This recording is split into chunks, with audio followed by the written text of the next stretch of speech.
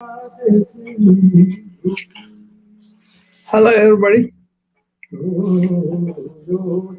How are you all?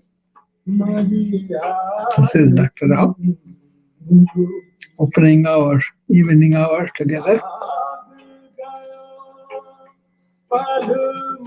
I've been doing the series on personality development, and I did cover, as per modern viewpoint, science and psychology, and um, today we're going to review personality development. Hi, Alka, welcome. Personality development as per ancient wisdom. We have done the modern psychology and philosophy of the modern era, and I'm going to present some of the things I kind of gathered by studying um, ancient yogis, ancient wisdom, right? So I made three-part videos. Um, they're all on self-efficacy because that's how we started. Um, just wanted to keep the title. One, two, three were made. The three, which is going to be posted today, probably today or tomorrow, that's on based on this talk. On how the ancient wisdom has really showed us some ways. So I was trying to find some of the relevances. One of the best relevance that I always quote and also learn from was from the Bhagavad Gita, the great text by the Krishna, right? And he talked a lot in Bhagavad Gita. Some people go to the extent it is a manual on personality development and also discarding it after that, right? Um, I kind of put some simple things that what did Bhagavad Gita say about that? Like the anger.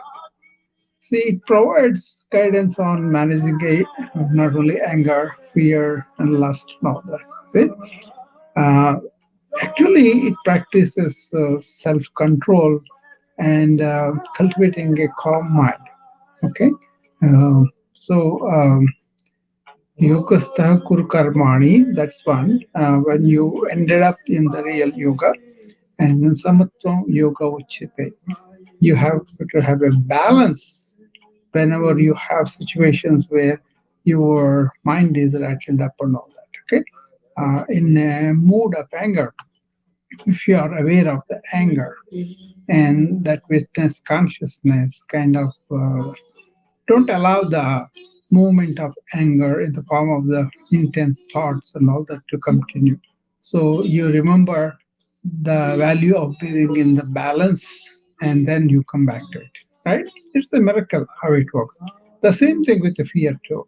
Whenever you have the fear, you can say, oh, you can just observe it, and as you observe the fear, you won't be engulfed by the fear. You know that kind of thing. It always gives you that. Okay. Uh, there are so many like that. There was actually a slide I kind of presented one time of all these qualities and what are the slokas that talk about that particular quality and how you can get rid of it. That's a wonderful, practical, very easily readable slide. But then you got to go back and see that particular verse, and so it kind of gives the chapter and sloka, right?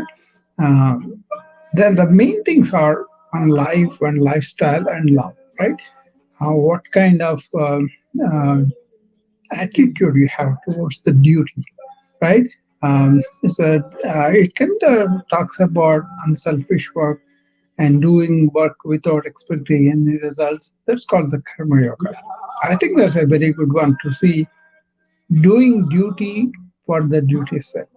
This was instilled by Gandhiji into us. I read that way I was in high school, and that impressed me very much. Okay, so fortunately, we were not taught this commercial angle, So we kind of kept that, uh, and then in life you want to have balance, okay, um, and that is very much emphasized in that.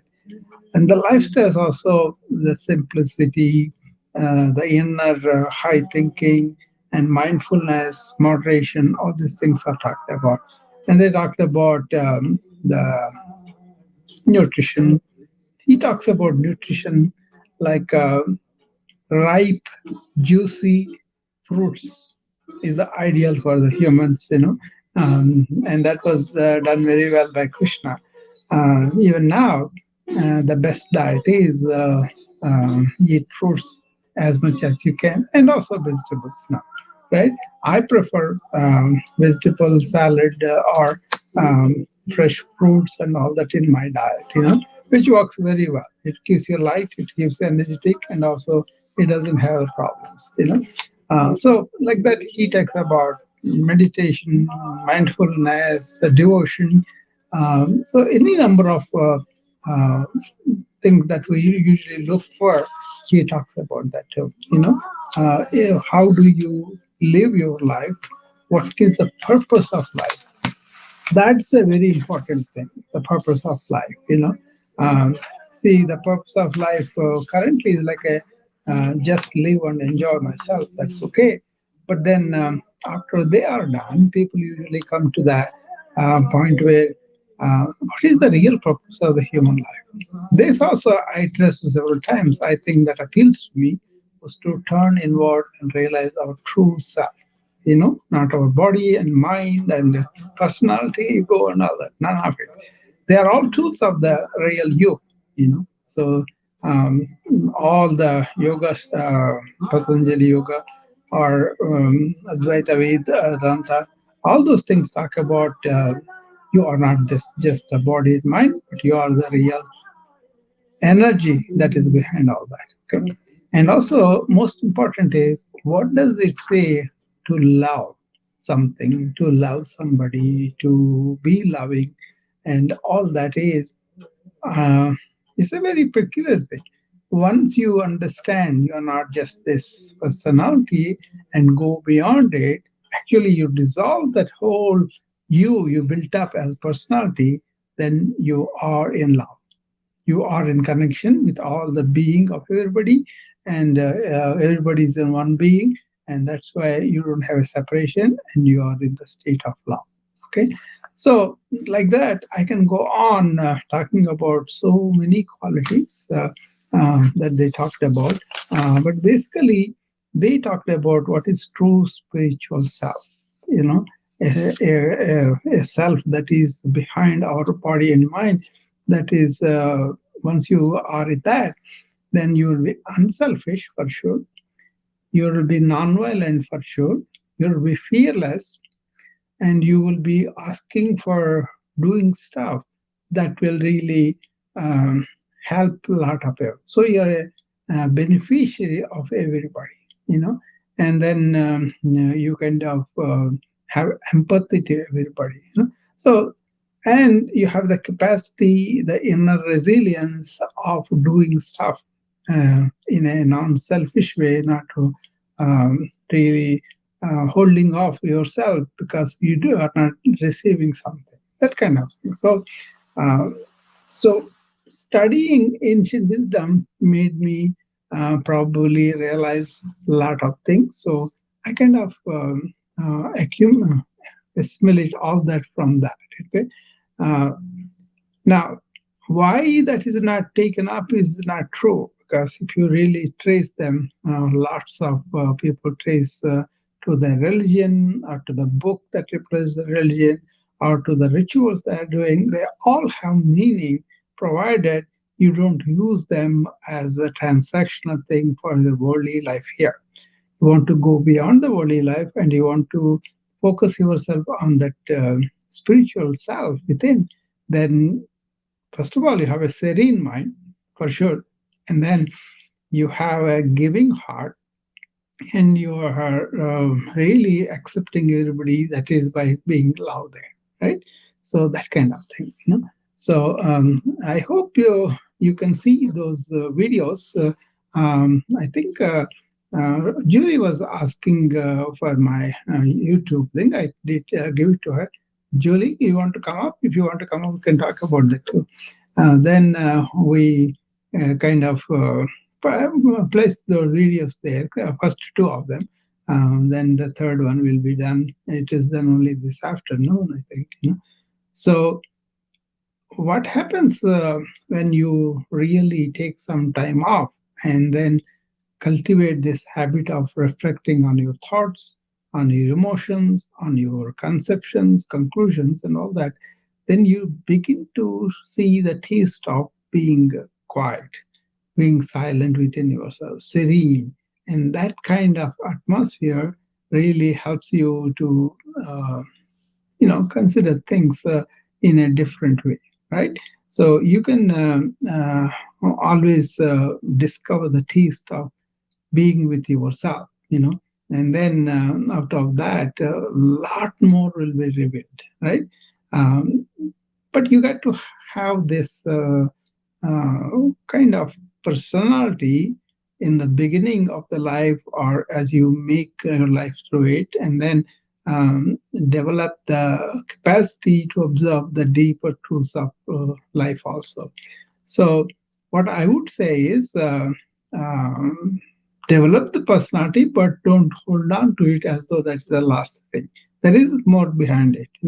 And then once you really are ended up in your silent, eternal true self, then these habits that you cultivated to develop the personality will come to your aid. You'll be able to transcend it, but at the same time use it. Like, for example, you are sitting on a chair, and then the chair has some kind of valve, because they say you are a chairman of something, and they have offer a chair. You sit in there, you sit in with the title, but the title is not you, and the chair is not you. But if you are kind of attached to that, then you are going to be missing your true self. That kind of thing, right? Um, Hopefully, all this makes sense to you guys, and you could review those tapes and ask me any questions if you have, and then we will have more discussion on these things. Okay. Uh, Anybody has any questions, you can come up. But I didn't want to go too deep into the spiritual angle about its influence, the ancient wisdom's influence on our personality. I just briefly mentioned them, but I will give you a simple clue that I usually talk about with people who want to understand these things a little bit deeper. I ask them, just have a simple exercise where you say, I'm going to close my eyes and see how I feel. And if you close your eyes and you are in your silent self, your mind is quiet, then you are this serenity that you experience, right?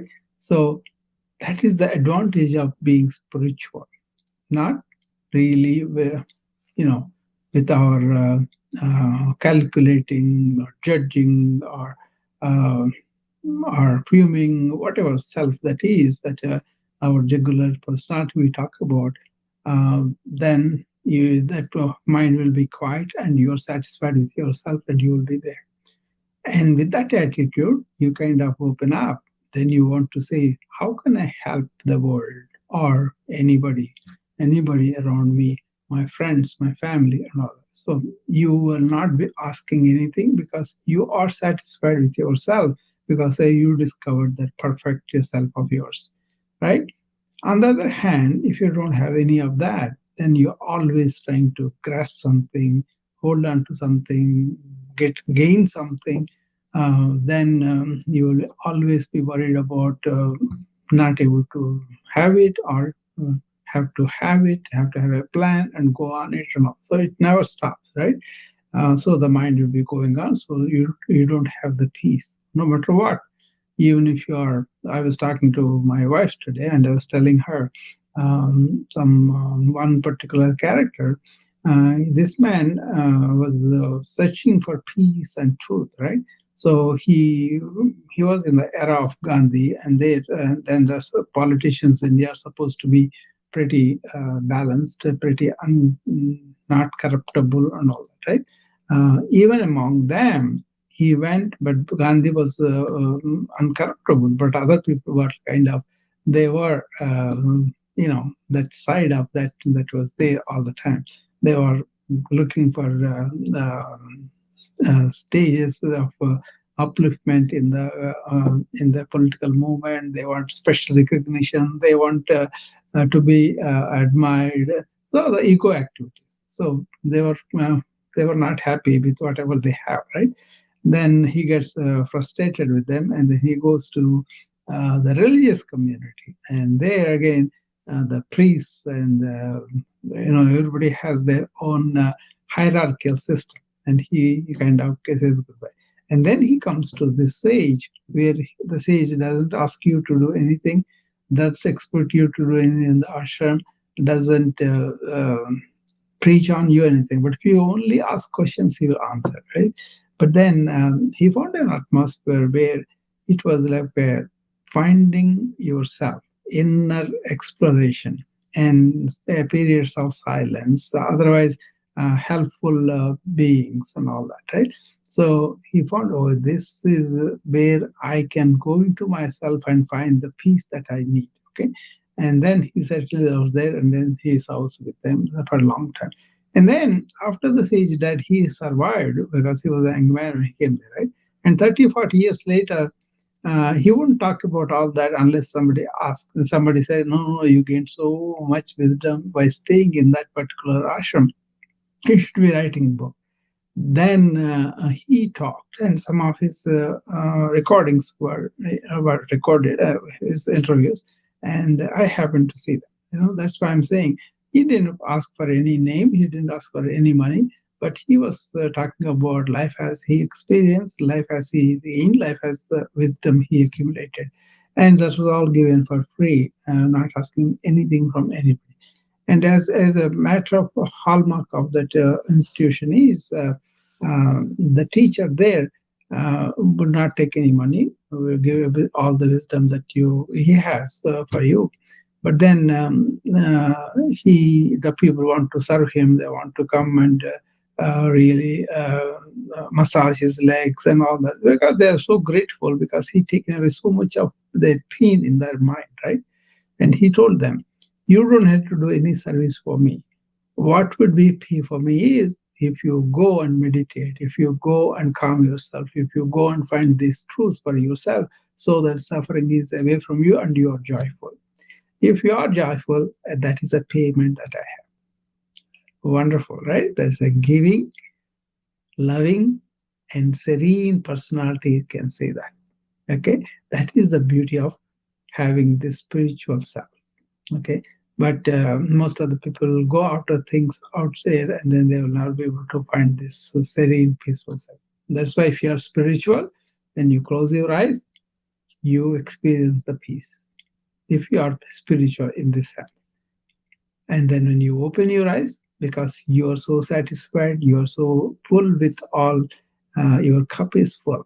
So you want to ask, how can I give it to the world? What can I do for the world? That is spiritual, right? But if you are not, then you're in the pursuit of so many things, and then that will have to make you your own thinking, planning, grabbing, and all that. Then that will be uh, like not having a peace when you close your eyes. But when you open your eyes, you will say, "Who can help me with this? What somebody can do for me?" That kind of thing. Okay. So asking the world to do something is not spiritual. That is materialistic. With that, if you close your eyes, you are restless. On the other hand, if you are spiritual, contented within yourself, when you close your eyes, you are silent. When you open your eyes, you ask the world, what can I do for you? Okay. So I thought that is something really appealed to me. And some of these things, when they are so appealing and so good, I can, maybe I'm fortunate, and they stuck with me. And then I want to not just talk, but then see that is reflected in life. So initially it was like I found there, yeah, so many thoughts, so many things, so many wants that we want to go out, right? And we are so occupied with ourselves, we are not there for anybody. But then when you start to understand this peace and say, and you touch the meditation and all that, then you discover something very valuable. You are happy, you are contented. You don't have to any recognition, anything. You yourself know the beauty of it. So sometimes people ask me and say, I'm in bliss. That doesn't mean I have achieved something extraordinary. It just feels like that. That's all. It's a blessing, right, to have that. And then when you open your eyes, then what can I do for anybody, whoever comes around, because my family, my friends, patients, so many people come seeking something relief from some sort of suffering, right? If it is physical, if I'm a doctor, because I'm trained for it, I will give the solution to them. If it's like a mental and they have a problem with mental health, then there are some things we can talk to them, we can show them, and all that. But if they are really problematic of making a living, maybe we can help with the skill learning or teaching some skills and making them some opportunities and all that. Or if you are seeing rampant ignorance going on about spiritual matters, materialism, whatever, if you know about it, you want to share that knowledge. You want to write books, you want to write courses and all that so that people can learn. My thing is now, how can I teach people about proactive wellness? How can I teach them how to come out of stress and burnout? How can I teach them, if they choose, if they are seekers of inner nature, that kind of thing. So there are so many opportunities. I think there is a big lotus. It's a lotus something, lotus pond or something, but it's a spiritual center in Texas. A huge organization. He's a, I think it's Swami Satyananda. He's a guru of the Beatles. Beatles went and learned from him. He passed away now, but that he still goes on. He says one time, what do you do with artists? He said, just help, just help. So that's what we are trying to do here. So I think I kind of said enough about what uh, ancient wisdom can do to help you. A good human being, a kind human being, loving human being, and all those traits come through your personality, right? Okay.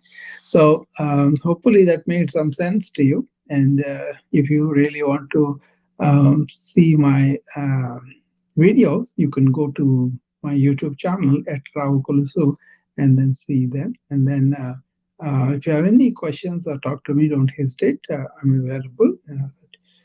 Okay, with that, I will take leave if everybody has no questions, because I don't want to go on speaking one way on this matter.